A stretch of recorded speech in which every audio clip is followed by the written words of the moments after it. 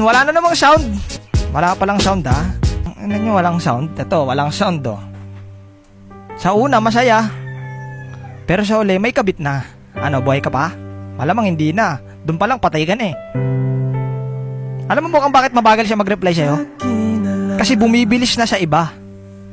Sakit? Kasi mukha kang puwet. May sound na, wala pa rin. Wala pa rin sound? Ano, mukhang kailangan natang gisingin ng mga tao sa mundo ah. Ba't siya na nagpapaalam na maaga siya matutulog? Kahit wala naman siyang pupuntahan kinabukasan. Bakit?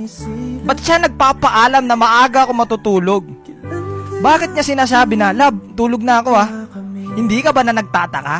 Dati umaabot kayo ng alas 5, alas 6 ng umaga, pero ba't ngayon hanggang alas 10 na lang? Bakit?